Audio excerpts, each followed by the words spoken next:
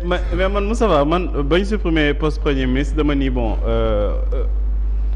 amul lu changé parce que poste premier ministre en réalité ay dépenses la woon yu inutile. loolu lañ doon wax loolu lañ doon wax. waaw non man sax loolu laa wax. parce que dama ni ñu supprimer ko moo gënoon parce que ñi continuer di entretenir benn premier ministre boo xamante ni daf ñuy coûter cher alors que du def dara benn simple exécutant la am na fu muy toll sax ci ay négociations syndicalistes sax dañuy naan nekkatul seen interlocuteur. di fàttali rek premier ministre yu fi jotoon nekk am na ñoo xamante ni dañ doon ab ay jafe-jafe ba Marième Faye Sall sax moo doon récupérer yenn dossiers di ko régler donc bu demee ci genre cas de figure yooyu. bu ñu supprimer premier ministre. moom si boppam waxoon na ne bu yenn dossiers yi jafee moom moo koy jël. waaw bu ñu supprimer premier ministre gisuma ci lu dramatique maintenant gis nga président Macky Sall buñ ko en tout cas man du ma ko sous-estimer parce que ku xarañ la ci politique benn fan yii yëpp ñu ngi doon waxtaanee waxu Barthélémy Diaz ak kii waxu ku jege ki ñooñu. mais semaine bii yëpp Macky Sall moo dellu soit à la une ñaareel bi ci communiqué bi def na ci li nga xamante ni mooy fu mu bëgg orienter le débat suppression de l'Assemblée nationale. gis nga président Macky Sall du cuune ci politique te li muy def yëpp c'est calculé mots yu muy utiliser yëpp xam na ko parce que xam na aussi lecture yi ci gars yi di am bu lay nee par exemple indiwaat responsabilité bi nga xamante ni moom moo amoon ci diggante gouvernement de assemblée nationale.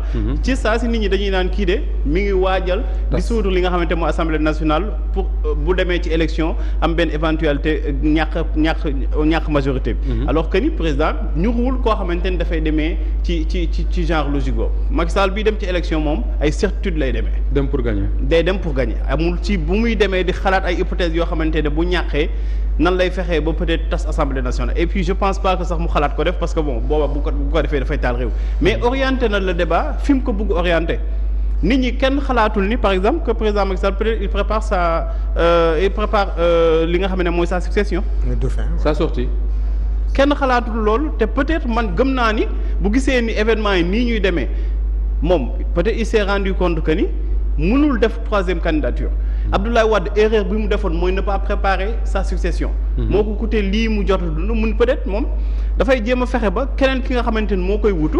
parce que aussi gis nga. période li ngay wax ni su fekkee ne lecture boobu lañ jàpp ce serait intéressant de voir le profil du prochain premier ministre. gis nga si c'est un Aly Ngouille Ndiaye par exemple wala Amadou Ba comme ni ma koy déggee.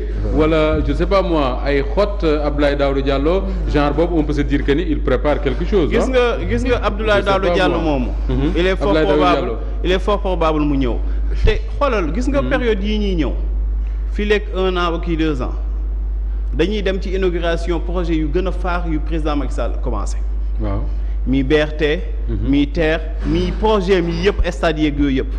léegi bu jëlee benn nit porté ko au devant comme ni ko Abdoulaye Wade defoon ci Karim Wade. bàyyi ba chantier yi commencé génn. mu xëcc ci Karim Wade teg ko ci kalam ba pare di je dirais à ta maman que tu as bien travaillé. même chose boobu noonu peut-être la nekk di jéem a préparer parce que aussi boobaa peut-être dina am koo xamante ne bu ñëwee présenté ko. mais chantier yi yëpp c'est Mansour Faye mais c'est son ministère je veux dire. mais xam na ni Mansour mënul peut-être am adhésion bu toll noonu. donc je pense que ni man actuellement li ma gën a jàpp mooy président Macky Sall dafa nekk di préparer sa succession que déjà ci timing bii nii wala aussi beneen bi. bu demee ci élection yi mu tasaat opposition bi jël fa ngandam punkal def ko premier ministre. ku mel ni Khalifa Sall mën na ne. premier ministre du Sénégal Khalifa Sall. waxoon na fi. non il ne peut pas le mettre en prison dindi xañ ko droit wu participer à des élections par def ko premier ministre loolu c'est manquer de respect aux Sénégalais. ana Omar Sarr. fan la jógee ça c'est vrai. ana Samuel Sarr fan la jógee borom gaal gi. ana Samuel Sarr fan la jógee. ñoom ñëpp jaar nañ ci kaso bi tey jii ñu ngi ci moom. politique moom Sénégal ak Idriss Seck Sénégal politique moom ñëpp xam nañu il ne faut jamais dire jamais mais man jàpp naa ni que ni moom am na coup bu muy waajal opposition bi te lu muy defaat parce que waxoon na ko Gloria bi ñi ngi koy xaar boobu ba tey gisaguñ ko. waaw waxoon na ne Gloria dina ñëw ci ban timing lay ñëwee nag bu demee ba opposition bi yaakaar ne am nañu force. dem nañu ba am yenn résultats yi mu xëccaat ci seen beneen punkal comme ni mu ko defee ci après présidentielle parce que après présidentielle dem jëli Idriss Seck.